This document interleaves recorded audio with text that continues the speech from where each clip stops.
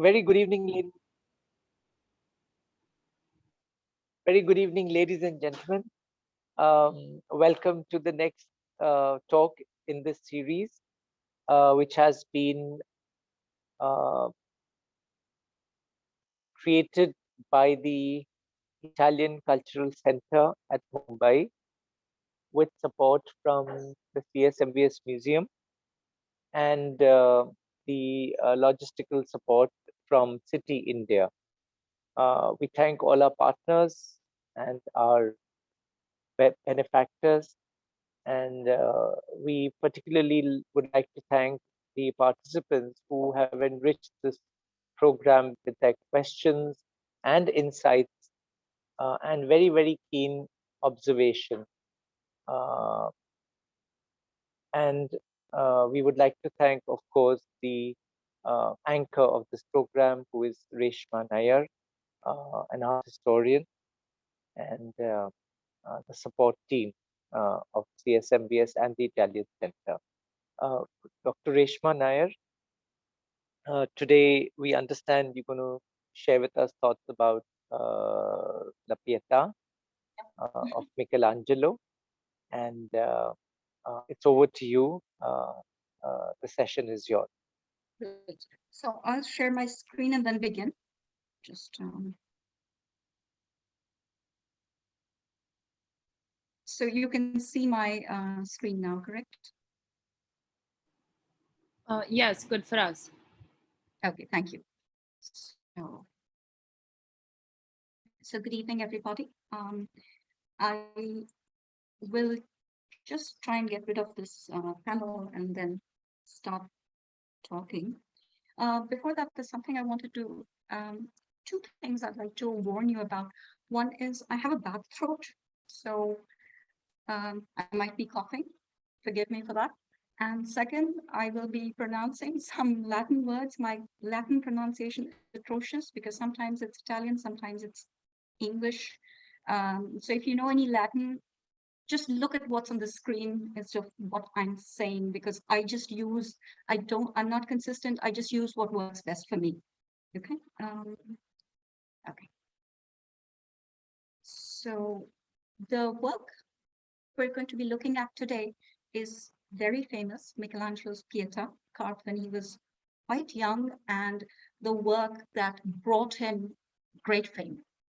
So the focus of this presentation is to talk about the meaning of this work and the subject which in this large-scale sculpture was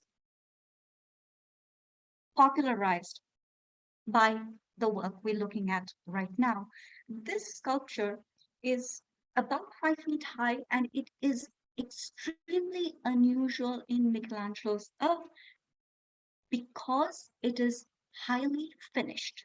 Michelangelo's sculptures tend to be either unfinished or have portions that are unfinished.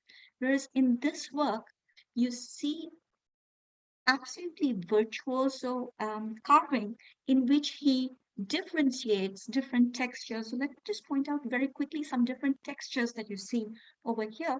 So of course, there's the human body, which is front and center.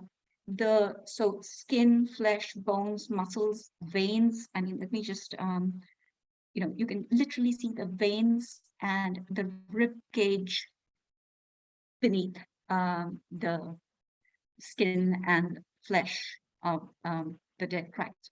Okay. Then there's of course fabric. So there's the cloth wrapped around Christ, the gown the Virgin wears, and the veil, and perhaps some other pieces of cloth like a cloak.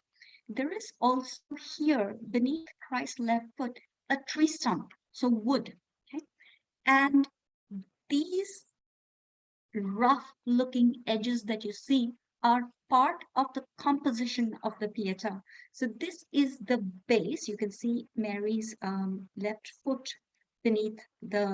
beneath her gown over here, and she is seated on a rough block of stone, and that has meaning, theological meaning, which I will come to eventually. But just to recap, the different textures you see include wood, stone, fabric, and the human body. Okay. Now, Michelangelo lived to be quite old, and he had a prolific career as a sculptor and a painter. He painted, he sculpted at least three versions of this theme, the Pietà, across his career. The first one you're looking at was when he was very young, about 19, I think, and it was completed just before the year 1500. So in 1499, 1500 was a jubilee year, which meant both Michelangelo and his patron, who had commissioned the sculpture, knew that lots of pilgrims, foreign pilgrims, would be coming to Rome for the jubilee year.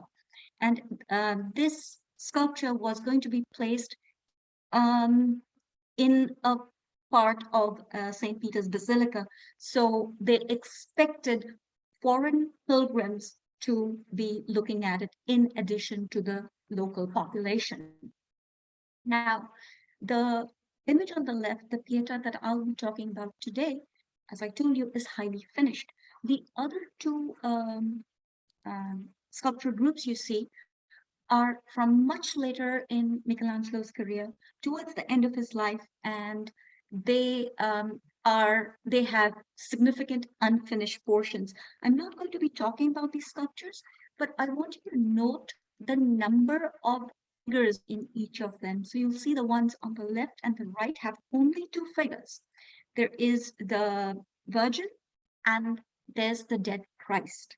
The one in the center has four figures. Okay, so there's, I think, Nicodemus and maybe Mary Magdalene, in addition to Christ and the Virgin.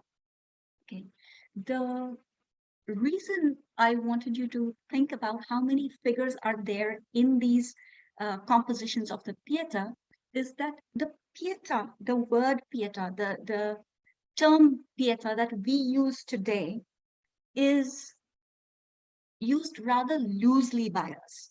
We use it to describe compositions that have the Virgin with the body of the dead Christ. Okay?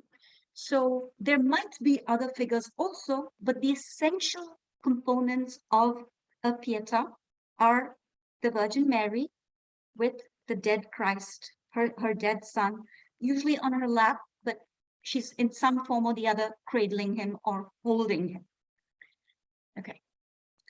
At the time that Michelangelo was commissioned to sculpt this work, the theme of the Pietà had just about entered Italian art, but in the form of paintings and smaller figurines, not large-scale sculpture. And the theme had gained popularity originally in Germany about 150 years before this, so sometime in the 14th century, maybe early 14th century. It spread to France, and there were lots of figurines of the Pietà and also paintings that had been produced for about, is there an issue? Okay, that had been produced, I'm sorry, I lost my train of thought. So there had been numerous compositions of the Pietà that had been produced in Germany and France. They were usually figurines or paintings. Michelangelo's was unusual in the sense that it is this larger than life size sculpture. Now, excuse me just one second.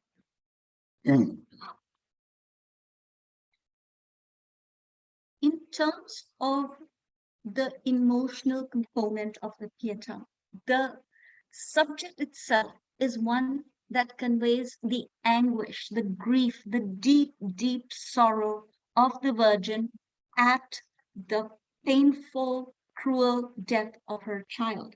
Okay, keep in mind that this is a death that she had been told about even before he was born. So during the episode of the Annunciation, the Archangel Gabriel had appeared to the Virgin, and he had told her she was going to bear the Son of God, and her son would redeem mankind by his death. So she knew even before her son was born that he was going to die. Okay? And the Pietà is a composition in which she is basically absorbing the reality of the fulfillment of that prophecy prior to his birth.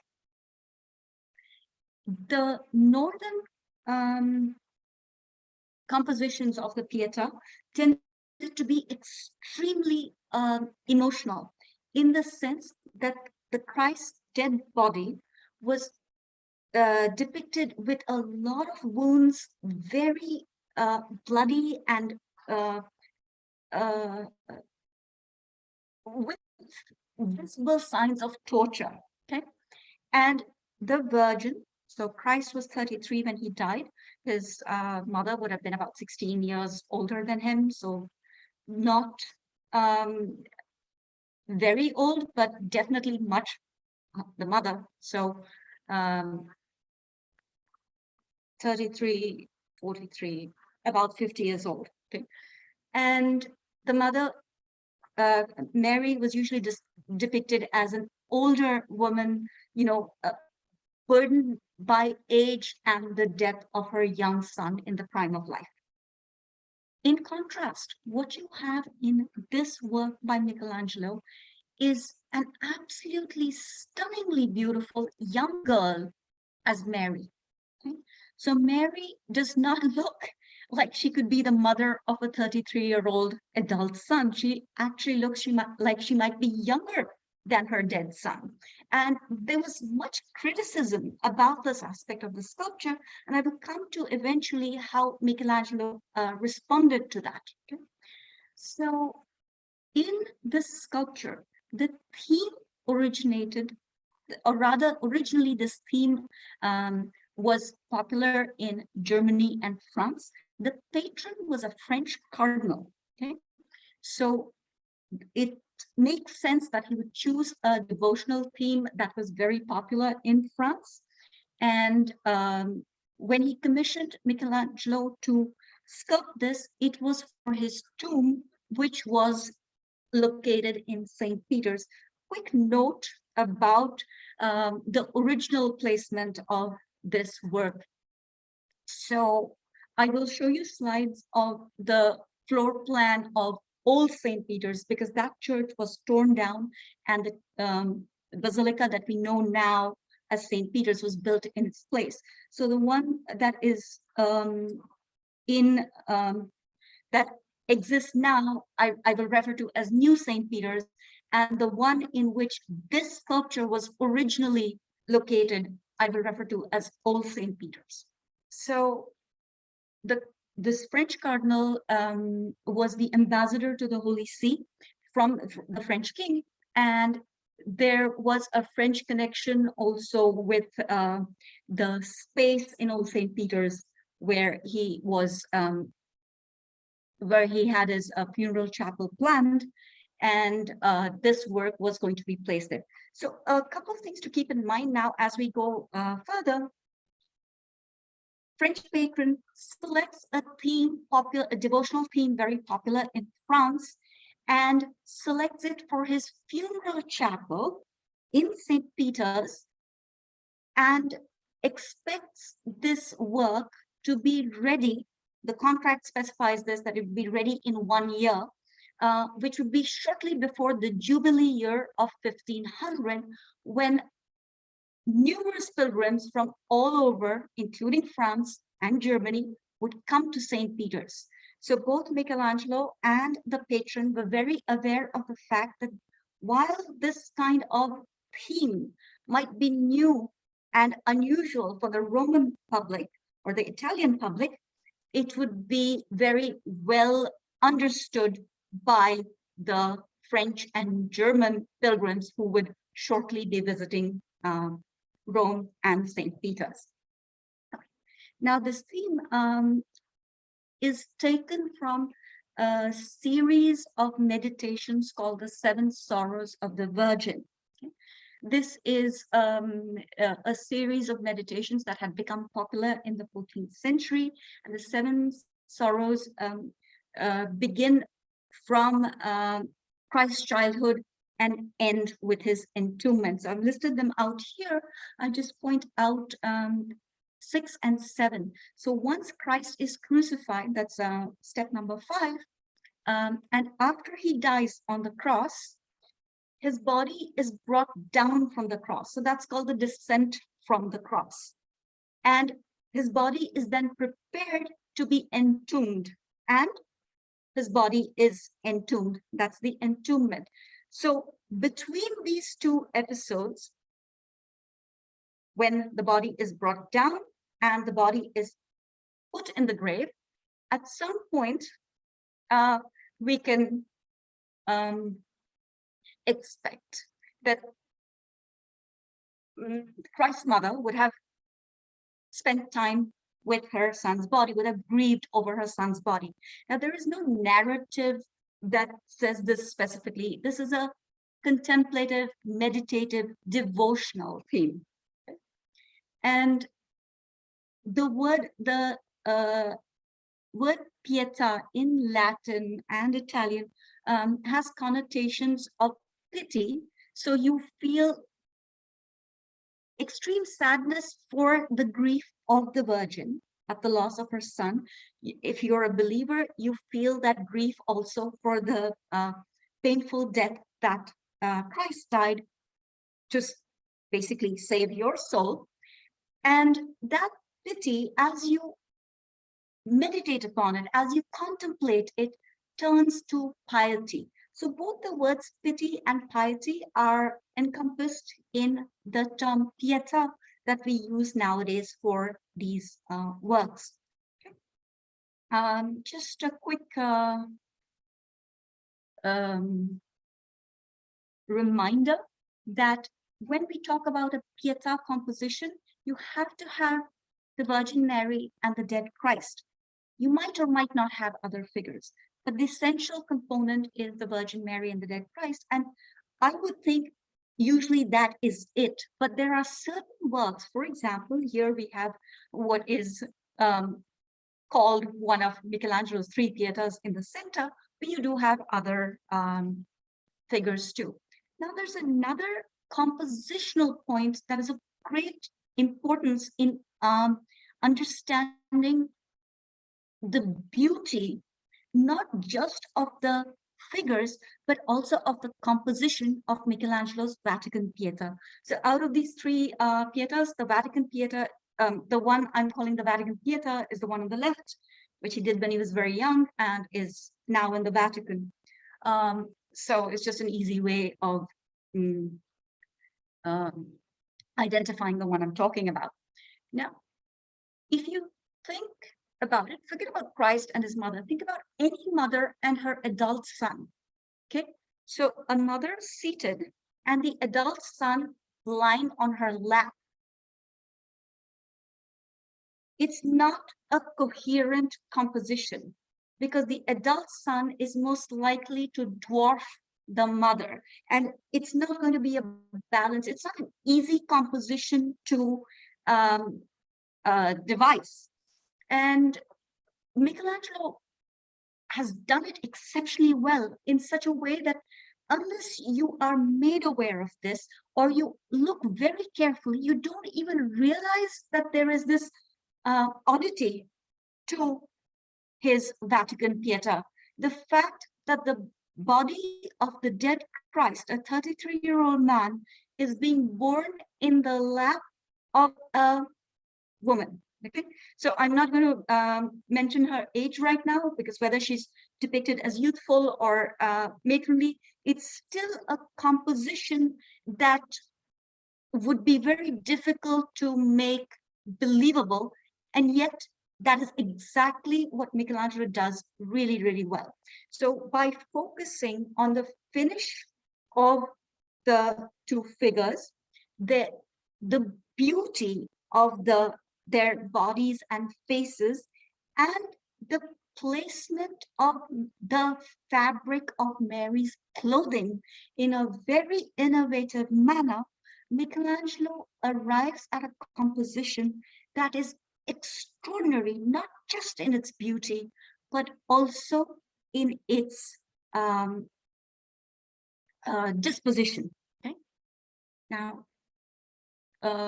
these are just some works of art that date to before the Vatican Pietà, okay? Where you can see how, so in the figurines, these are very small figurines on the left, and in the center, you see how if there is a large figure of a Christ on Mary's lap in the center, it looks odd. It doesn't balance correctly. It's not easy to make that believable. And on the left, you see that the proportions have basically been ignored so that the composition can be developed. On the right, you see, this is more of a lamentation, but you often find these kind of images which are labeled Pietà because of the close bond between Christ and his mother, and the grief of his mother, the great degree of grief that is depicted. And here you see again how Christ is not, his mother is standing, and there are other figures that balance out the composition. Okay, so coming back to what I was saying about the beauty of Michelangelo's Vatican Pietà being not just the beauty of the figures, but the beauty of the way in which he has made the composition look plausible. It's something that, if we really think about it, it's an implausible composition. Now, just a small excursus over here. One second.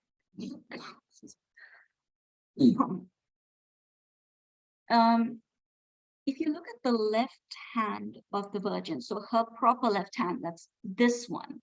Okay? Sometime in the 18th century, these fingers were replaced because they had broken off. Okay? And there is quite a bit of debate as to what the original placement of the Virgin's, the fingers of the Virgin's left hand look like. Whether what you see today is a faithful reconstruction of Michelangelo's composition or not. I don't have an answer for that, but I'm going to go with what I read, that there are engravings of Michelangelo's Pietà, which show the fingers in a slightly different, in a rather different disposition. Having said that, I should also mention that very often when you look at the engravings, which even the ones that are contemporary with, produced shortly after Michelangelo created the Vatican Pietà, you often find that the engraver takes liberties and makes small changes for composition, his compositional reasons. So that's not quite the most foolproof method of arguing that the fingers looked a certain way. Okay. Other damage that took place more recently was in the early 1970s. A person with psychological problems went and intentionally vandalized the sculpture. He took a hammer and he broke off the Virgin's nose. He damaged the left eyelid and literally broke off her left arm. So you can see that in this photograph, in this image over here, the arm was broken off. Okay, and this was just someone with psychological problems. It's very unfortunate. That has been restored, and the nose and the eyelid have also been restored. And that's the reason actually today, when you look at this sculpture in St. Peter's, it is behind a very thick sheet of bulletproof glass. Okay, so in a way that's sad because it's elevated and it's far away and behind this glass. So we can't, even if you see it in person, you can't really appreciate many of the details the way you can with images. Okay, now over here, I'm going to go over these points that I put on the screen and eventually come back to that. Okay? So the sash or band is this band, which I'm sure most of you are aware has an inscribed signature. So Michelangelo's signature is on this band. There is scholarship on the reason he put his signature and the meaning of that signature. And one of the things to keep in mind is that there are likely theological implications, not to the signature, to the presence of the band over there, because there are theological interpretations of this composition in which it has been argued that Mary is contemplating her son, okay, her dead son, and thinking back to the time she cradled him in her arms when he was a child. And there is also, I think, a sermon by San Bernardino da Siena, where he talked about Mary thinking back to Christ's childhood as she cradled his dead body. Okay, so this is not a figment of somebody's imagination. There is a connection with that. Now, that is the band is relevant to that because at the time that we're talking about, Florentine women often carried infants with a sash tied around their torso in that manner. Okay, so there is a good likelihood that in terms of the composition, the appearance of the sash is an allusion to Mary's contemplation of the infancy of Christ. Okay, but Mary's contemplation while she cradles his dead body of her son's infancy. Okay, Mary's fingers, the right and left hands. The left hand, I just told you, the left hand was broken off. The left fingers, a little after Michelangelo sculpted it, at some point probably came off or a bit damaged because in the 18th century they were reconstructed.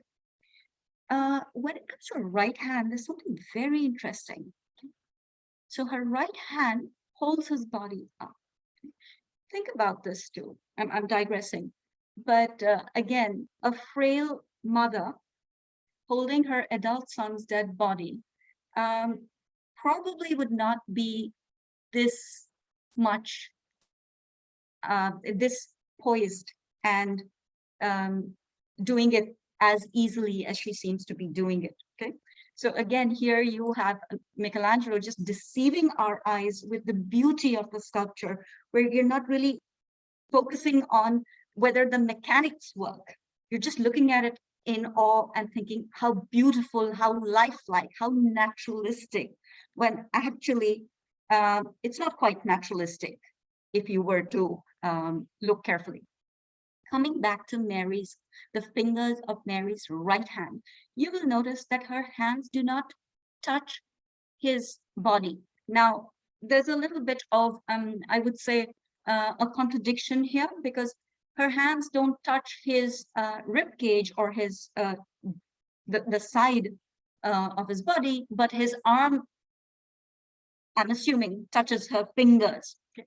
So there has been a suggestion that the reason for having the fabric, the cloak, between Mary's fingers and Christ's torso is that Christ's dead body, or Christ's body for that matter, is basically what the Eucharist consists of. And at the time that we're talking about, when Michelangelo sculpted the Vatican Pietà, the Eucharist was never held directly in hand. Okay, so there is a suggestion that the placement of this fabric is a way of highlighting the fact that the Eucharist and Christ's body are one and the same thing. Now, that suggestion, I like it, but I'm not very comfortable with it because, as I told you, it seems like, his body, the arm does touch her fingers. So I leave that to you to decide whether or not you agree with it. Okay, now Christ's fingers, the right hand. Before that, I'll actually do Christ's wounds. So we know that when Christ was, excuse me.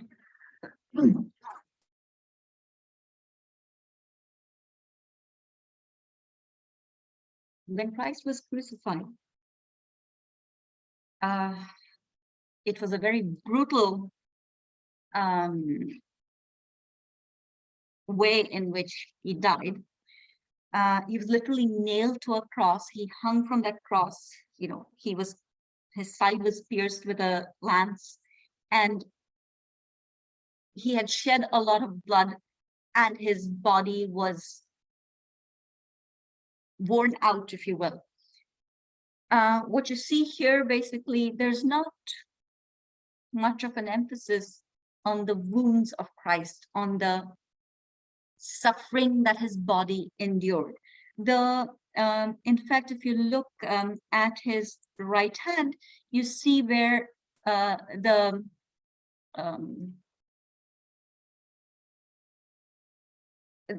place where the nail supposedly went through his hands, right? It's indicated, but it's not gory in its detailing. There is a gash over here. This is where blood spurted from. Even that is indicated, but it's not gory. And a similar thing with his legs, which you can't really see, with his feet. Can't really see it here, but the punctures are visible, but they are not they're not made the main focus. Now, this is something very new that Michelangelo has done, because let me just go back to the northern, these two figurines. I told you this was a very common theme in Northern European art. And in those works, in the early Renaissance, in the late medieval period, the absolute emphasis, the focus was on the suffering of Christ. So the body of Christ is depicted in the most pathetic, pitiful manner possible. Okay, and the Virgin's grief is because of that awful, really painful death of her son made so evident. Total contrast with Michelangelo's sculpture, where the absolute beauty of Christ's body and of the Virgin's face basically are the main focus of the composition. There is sadness, but the sadness doesn't come because you're contemplating the wounds of Christ. It's because you know that he has died and his mother is very sad. It's got a very aesthetic beauty. It's not a visceral devotional image like was common in the North. Okay, now the block of marble here. So I had pointed this out earlier, that Mary is seated on a marble block, which you can see portions of it on the left and lower left. That has theological significance too, okay? Because Mary is equated with the institution of the church, ecclesia. And the church as an institution, so capital C, I'm not talking about Peter specifically, but just the institution of the church, is associated with a rock, a strong foundation of rock. And I think many of you will know this, that Christ told Peter, who was the first pope, that you are my rock, because Peter's name, Petrus, literally means stone or rock. Okay, so you are the rock on which I will build my church. I will come back to this association of the stone, the rock, and Saint Peter a little later. Okay. The last thing is the tree stump. So this tree stump, oh yes, I should have mentioned, the rock also has the significance of being associated with the hill of Golgotha. Christ was crucified. And the appearance here of a tree stump, I think, should be connected to the cross of the crucifixion. Okay? So the stump serves most likely a structural purpose as a strut.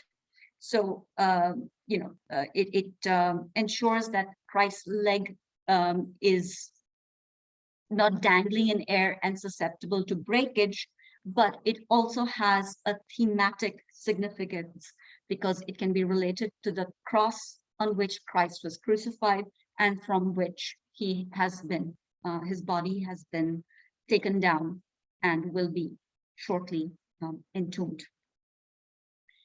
Okay, these two floor plans you're looking at are of St. Peter's. The one on the right is St. Peter's as it is today, so new St. Peter's. The one on the left is a floor plan of Old St. Peter's. So Old St. Peter's is the basilica that was built by the Emperor Constantine and which after 1,000 years had severe structural problems and was eventually torn down and replaced with the structure that we know today, New St. Peter's. So the image, so let me just very quickly, I'm sure those of you who have visited St. Peter's are aware that this is where the Pietà is located. So you literally enter St. Peter's, turn right, and this is where the Pietà is placed. Okay. Originally, when the Pietà was created, New St. Peter's hadn't been built, and it was supposed to be placed in this circular chapel bordering the left transept arm. Now, that was a chapel dedicated to a saint called Saint Petronilla, who was believed to be the daughter of Saint Peter. So her name Petronilla comes from Peter.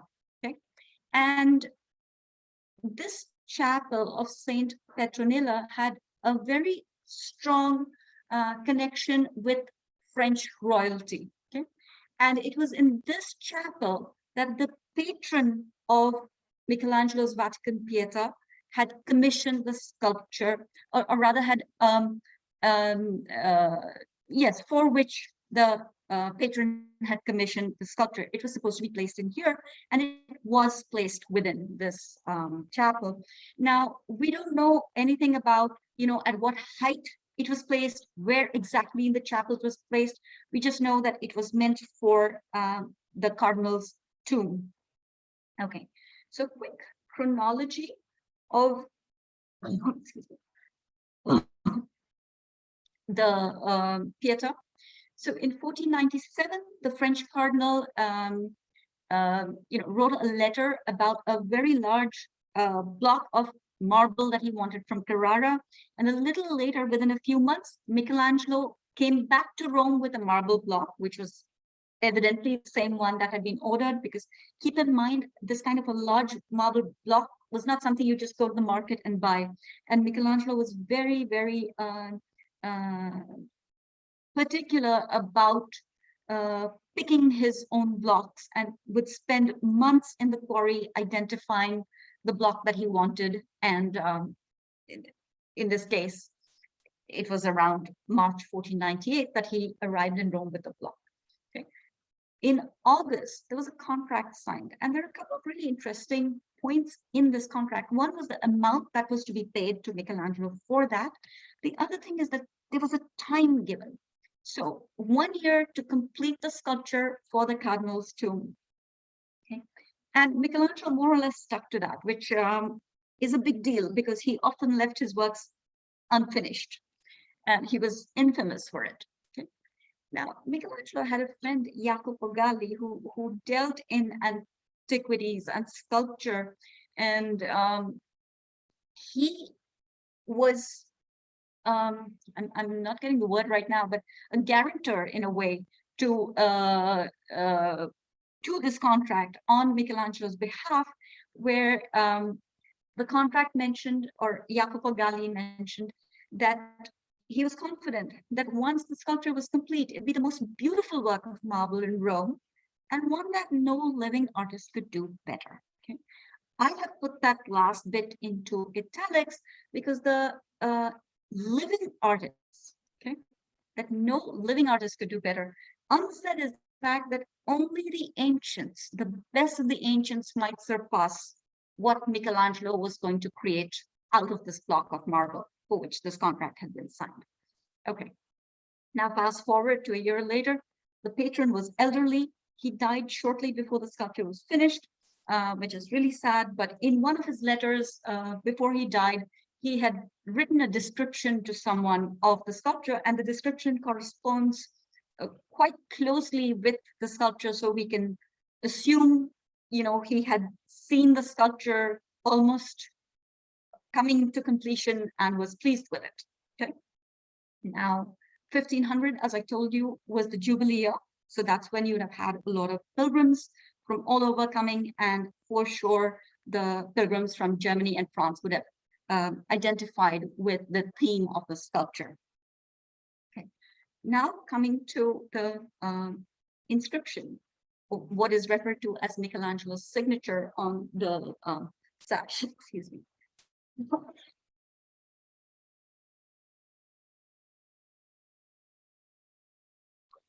So I've written it out.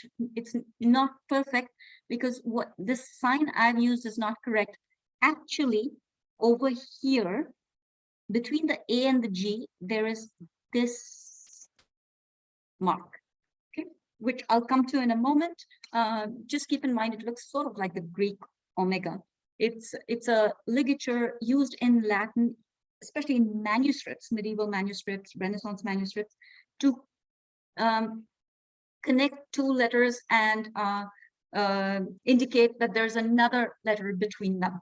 Okay, so this image on the left is a detail which I think is of a replica. I don't think it's a, I really don't know, because I don't see that ligature here, which I would expect. Okay, but it's very clear, and you'll see something very unusual here. And I'll tell you why it's unusual in a moment. Michael, there's a dot. This ligature stands in for an N. So Angelus, so Angelo, dot, Bonarotti. He was his family name was Bonarotti, dot, Florent, dot, so Florentinus. These kind of abbreviations were quite the norm, nothing unusual, and anyone who could read would straight away understand, would be able to fill in the missing letters. Dot, and the Latin word faciebat or faciebat, which I'll come to in a moment. So let's just go ahead to this image. So we're talking about this sash, okay, with the inscription. Let me just go back a moment. I want you to note that there is a lot of space over here. Okay, and Michelangelo did not use this space. He started from here and comes over here, and the last letter, the T of faciebat or faciebat, is not visible. He never even sculpted it because it goes beyond it. Now, this was not a mistake. And Michelangelo's, for instance, you see here Michael, then you have the ligature here, which indicates there's an N. The E is within the G. Over here, you have the T, then the O, the R, within the O. And all of this is not because as Michelangelo was laying out his inscription, he was running out of space. This reprises the mode of writing in contemporary manuscripts. And as I mentioned, there's this space that Michelangelo intentionally left blank. And that is the most logical explanation for that was so that his name would be very clearly visible. Okay? It would be front and center, if you will.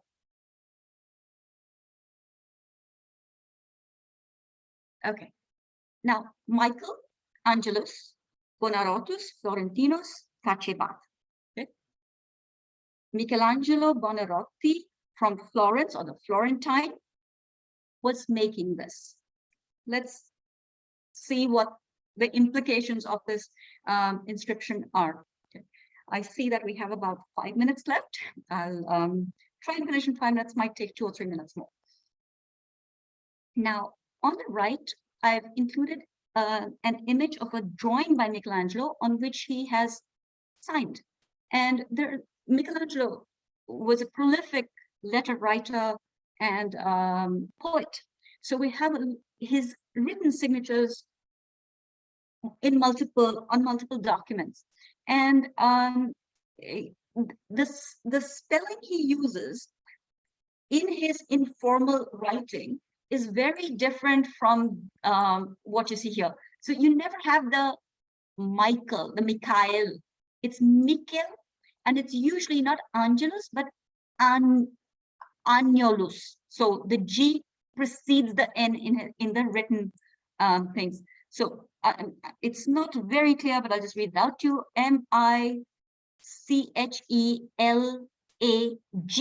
Michelangelo. Michelangelo. Okay, that's and there are variations. So even in his writing, it's not consistent.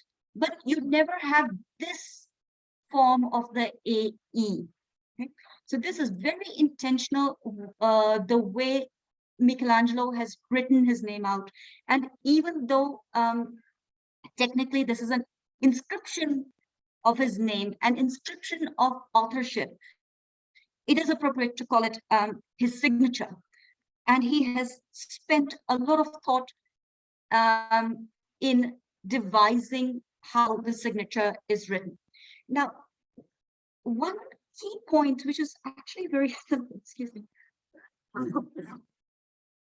very simple, this construction in Latin, fecit, okay, which can be shortened to just FEC, was extremely commonly used on works of art. And this just means did. Okay, so for example, if I say Reshma fecit, Reshma did it. It's like a signature. I drew it. I sculpted it. I created it. Okay, fecit, or it could just be fec, FEC, as a short form. And facebat is the imperfect tense, which is like was doing this, but it has an implication of continuing into the present. It's not absolutely finished. Okay, now there are several implications to this implication. I should mention that the imperfect tense of facebat was used by artists other than Michelangelo before him in his time, but rarely. This is the most famous use of the imperfect tense, and it was adopted by some other artists at times once Michelangelo did it on the Pieta. A quick anecdote about this, and I see we're running out of time, so I'll really make it quick. There are accounts in Michelangelo's biographies about the inscribed name. And one of the anecdotes, Giorgio Vasari mentions that initially Michelangelo left the sash blank. And one day he had gone to St. Peter's. There were some other people who didn't know who he was. They were talking about it, saying, who made this? And someone said, oh, it was Il Gobbo from Milan, somebody else. So Michelangelo, when he heard that, according to this anecdote, returned to St. Peter's at night with candlelight, and then incised this inscription onto the band. That's likely not accurate. It's more likely that the inscription was planned from the beginning and executed from the beginning, but that's one story about the inscription. Coming back to the Fakir Bath. So just to show you that literally these letters, there is no T. The T is, the inscription is incomplete, if you will, because the T is assumed to be going beneath this fabric from the Virgin's veil on her shoulder. Okay. Now, let me just complete Michelangelo's signature. One sec. I will use this image. Okay. So, with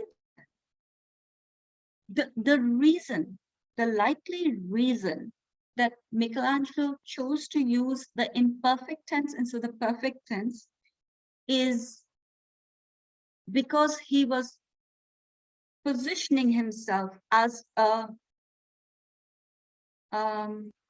competitor to the great sculptors amongst the ancients. So during the Renaissance, Pliny was well studied, including in Michelangelo's circle, and all the erudite patrons and artists would have been aware of Pliny mentioning that two of the greatest sculptors of antiquity, Apelles and Polyclitus, signed their names using the imperfect tense. And the imperfect tense, when you say, so when they're signing it saying, Apelles was making this, Pliny explains it as saying that's a sign of humility, because it means it's not finished, because it means that people might indicate that something is not done perfectly and can be improved. And then Apelles or Polyclitus or whoever has used that form can go back and improve on it. So it's a sign of the humility of these great masters. Now, in the case of Michelangelo, okay, it can be argued both ways. Is he, well, actually, I would say no. It's more like Michelangelo positioning himself as the successor to the greats. Okay, so he is also signing his name in the way that Polyclitus and Apelles signed their names. Not quite a mark of humility, but considering just how astonishingly good this sculptor and his work was, there really is no need that he should have been humble about his skill. Now, one last point I'll mention, and then very quickly sum up. The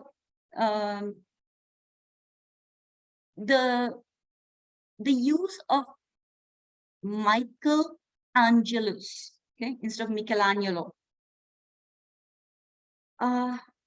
evidences or highlights the fact that his name, Michelangelo, is actually, he has been named after the Archangel Michael. Okay? And the Archangel Michael was associated with the Last Judgment. So after death, or rather, yes, after death, when Christ came back as last judge and judged all the souls, it is the Archangel Michael who is at his side. And keep in mind that this entire sculpture was created for a funerary or rather for a funerary monument, for a funerary context. And the cardinal who commissioned it intended for it to be placed on his tomb. So here is Michelangelo, through this inscription, claiming authorship of the work, equating himself to the greats of antiquity, and in a way evoking the Archangel Michael and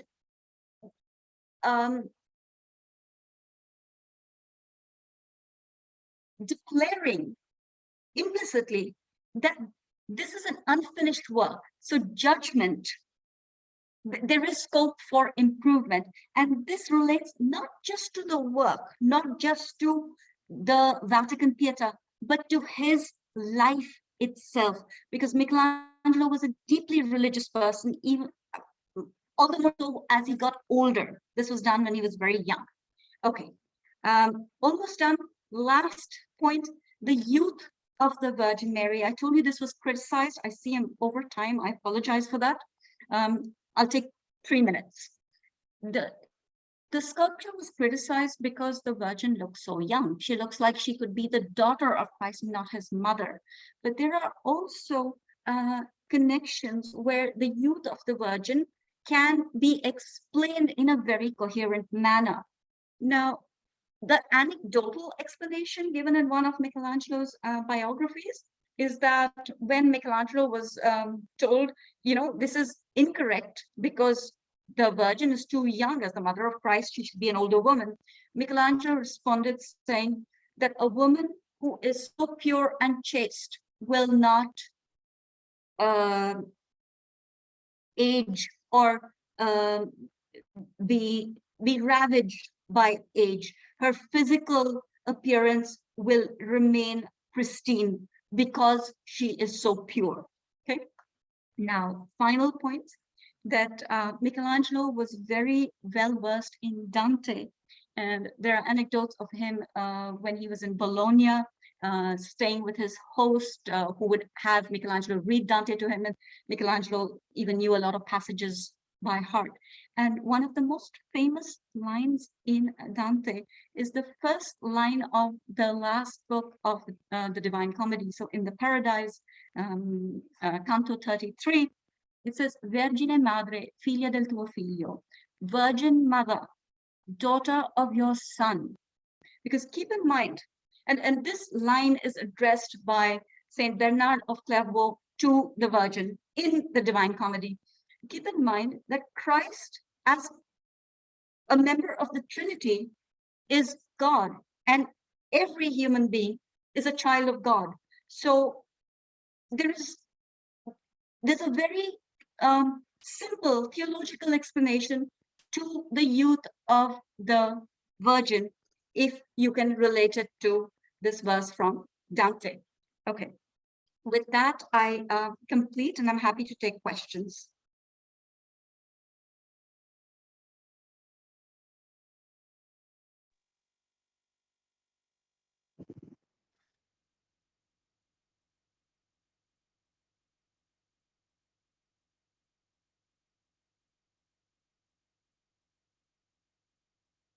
I can't hear anything.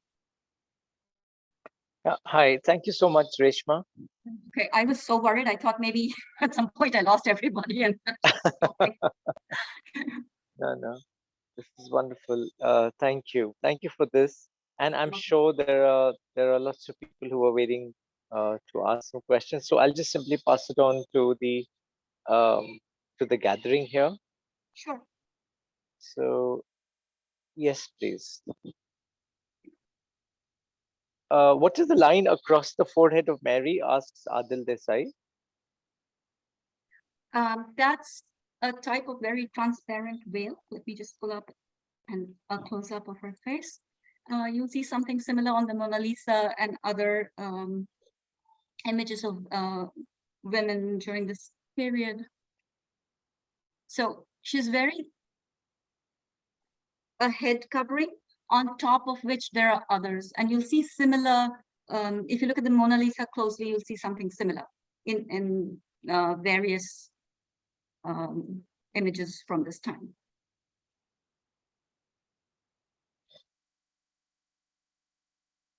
Almost like something to keep the hair in place.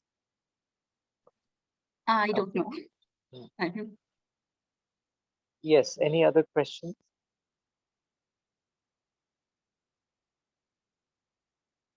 Okay, I'll read some of the questions. Sure. Well, when when the sculpture was commissioned, Rupali says, was the polishing of this sculpture mentioned in the contract? I haven't read the contract. I don't know. But I yeah, doubt it, but I don't know. I mean, I would say this: if anybody had mentioned polishing, it would be later in Michelangelo's career when he left a lot of things no, yeah, unfinished. and also it's up to the artist to decide which parts of it he polishes, what texture they give, what the tool marks they leave behind. So I think it is more the prerogative of the artist to decide what finish there is in the sculpture. So polishing, I don't think is something that a patron will commission the sculpture and then he'll approve the design. But I think these finishes and other things, they're part of the artist's oof. And uh, Rupali, I think that is what I would say probably. So, yes, other questions are coming in, Reshma. Sure. Fium asks, could you speak a little more about the fingers? Christ or the Virgin's. I guess I'll just very quickly repeat what I said about the Virgin's fingers and then come to Christ's fingers because it's something which I didn't mention because of time. So let's look at this image. The Virgin's fingers, as I mentioned, these fingers of her left hand were redone in the 18th century. So we don't know for sure how Michelangelo's composition was. The Christ hand, okay, let me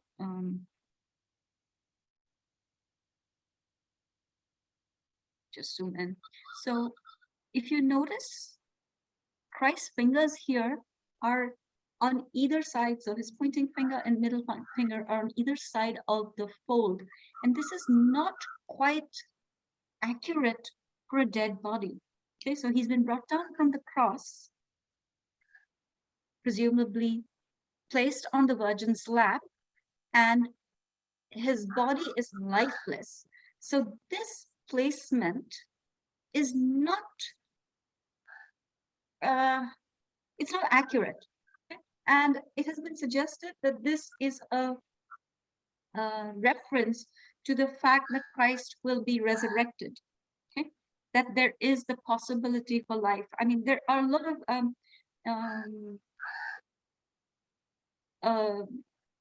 details in this work that when you look at them very closely, at some parts of it are extremely realistic, and I won't talk to that, but if anybody's got a medical background where you could talk about what you think is realistic and what is not, that would be really helpful. Because another thing that has been, I remember reading somewhere, I don't know where, is that this leg too does not, the positioning is not like that of a dead body. Now, I didn't understand the reasoning. The problem with works like this is unless you're able to look at really detailed photographs from different views or actually look at the work up close, you're just basically, I prefer not to be making arguments on something that I can't verify for myself. Okay, so that's all I can say about the fingers and the toes. Quite fair. Thank you. Thank you, Reshma.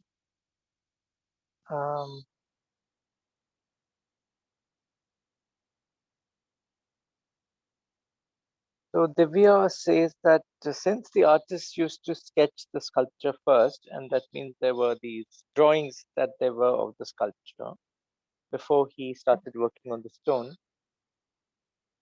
couldn't the conservation of the left hand of the Virgin be matched before reattaching new fingers? So you're assuming that there are sketches of the final composition. And if there were securely identified sketches of the final composition, 100% the answer to that question would be yes. I have to assume that's not the case, and that's why there is this debate as to what the original positioning was.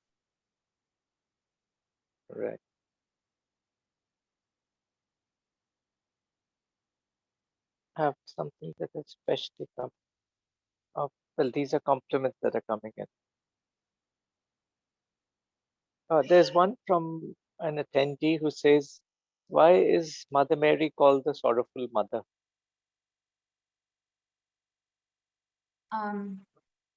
I'll tell you what I think is the obvious answer, but you probably need to ask that question to someone who has more knowledge on the theological side. Um, you will see a lot of images. Let me just digress for a moment. You will see a lot of images in art of the Virgin holding the Christ child, and she looks very sad, okay, sorrowful. So the reason is when um, when the angel Gabriel appeared to her and gave her the news that she was going to bear the Son of God, he also told her, "Your son, will be the Son of God. You'll redeem mankind. He will die." So she knew that, and she lived her entire life knowing that her son was going to die. So I think that's the reason. I'll mention one other tangentially related thing. In a lot of images of the Virgin and Child, you'll see the Christ child sometimes playing with wood, or rather there'll be something of wood, and that appearance of something made of wood is an allusion to his death on the cross, on the wooden cross. There is no doubt about this. This kind of iconography is standard, and that's why I also feel that this tree stump over here should be related to his cross. But that's Well, uh, the tree stump, the tree stump, Reshma, isn't it a very common feature with all sculptures? It is the thing that supports the structure. It's called a chippo.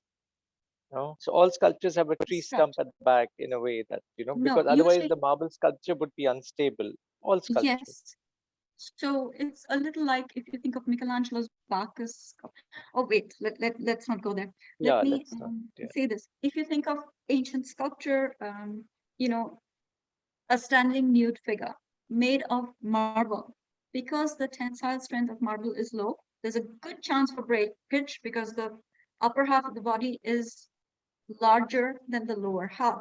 So having a tree stump or having something at Something. Yeah. the base next to the leg, in the case of say the goddess Aphrodite, you'd have a vase or something like that, but something that gives strength. So it's a strut and it has structural purpose, but the form it takes depends on how the sculptor is integrating it into the composition. Is he leaving it as an obvious strut, or Sure. is he giving it meaning? So Yeah. this supports the Christ foot. It's a strut, but it's in the form of a tree that's been cut off. So is there a reference here to the life of Christ that has been truncated? Is there a reference here to the cross on which the Christ was crucified and allows for the redemption of mankind? There are so many associations that can be made and likely were intended.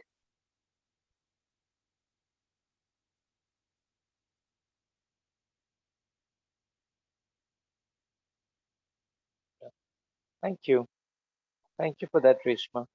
You're welcome. I think there is just one little comment that I will take from the people here. Yes, Vyom, you were right. They reattached the pieces that were broken. Yeah. So it wasn't about recreating things and all so much. Uh, Wait a minute, what are you talking about?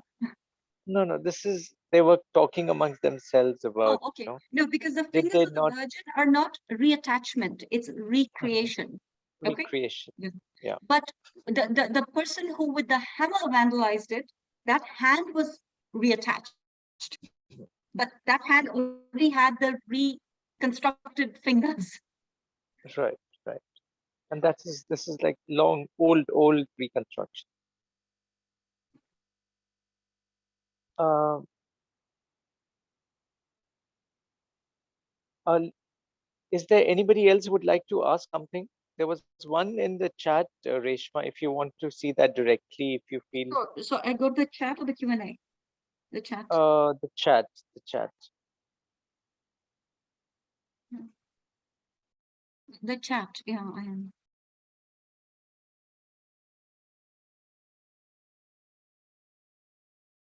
But this has something to do with the meaning it gives to the Jubilee year. So the Jubilee year meaning, it's a nice, I would say, connection with the fact that this was created in time for the Jubilee year of 1500, but the positioning now in St. Peter's is very different. So let me just go back to that. Yeah. I don't know. Yeah. So originally it was placed over here. When the basilica was rebuilt, it's been placed here. So the placement here, you know, it's a happy coincidence, I would say, but I don't think you can connect it to the original Jubilee beyond that.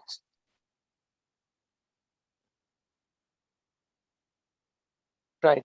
Is it because Joseph was a carpenter that the wood items are there? That's a good point. It's possible. Possible. I don't know. You would have to ask someone who knows more than me. I like it. I just don't know how far we can take that. Will the sculpture be called naturalistic because of the textures and other elements, even if it is difficult for the mother to actually hold an adult in her lap easily? So I'm going to say this, for any work of art, instead of trying to term the entire work as naturalistic or non-naturalistic, break it down and make a list of what in the sculpture is naturalistic and what is not naturalistic. That's a more accurate way of understanding it. So in the case of this sculpture, for instance, let me go here. There are numerous very naturalistic elements, but as I told you, even though this body is extremely naturalistic, the body of the Christ, okay, and there are a lot of elements of the body of the Christ that are accurate for a dead body. Some of them are accurate for a body that's not dead. So overall, yes, I mean, I look at this and how can you say it's not naturalistic? But is it naturalistic for it to lie like this on the lap of a woman? It's better not to try and say the entire thing is naturalistic or not, but think in terms of what elements are naturalistic and how naturalistic. Thank you, Reshma. I think you really addressed this extremely wisely, and we really appreciate also the fact that whenever questions are asked, you are always very, very particular about to answer things exactly as you are aware of them, and you encourage us to look at things further. Thank you very much for that. I think it's something that, because I see a lot of students here today also, and I think this is something that all of us have to from Reshma, that just put the facts as they are, and that's it. And yeah, I think that's just important in general. It's not just in art history, because we tend to get so conditioned to what we've heard and just apply it because it works most of the time. But if you actually just look and think, sometimes you'll find you're parroting things that might not quite be accurate. Very good. Thank you so much. Thank you so much, Reshma, for this. Thank you very much, ladies and gentlemen. You've been with us today. Reshma, before we take leave, could you tell us what you're going to regale us with after 2 weeks? It's Michelangelo again, and 3 works by him, sculpture and painting, all in a circular format. So they're called tondi. It's the tondi is plural, the doni tondo, the piti tondo, and I'm blanking out on the last one. I should know it, but I can't remember right now. Excellent. Thank you very much. Thank you very much. Welcome. So we look at the works. Okay. Next next time. Thank you, ladies and gentlemen. Thank you very much. We'll see you again. Bye-bye. Okay, bye. Have a nice evening, everybody. Bye.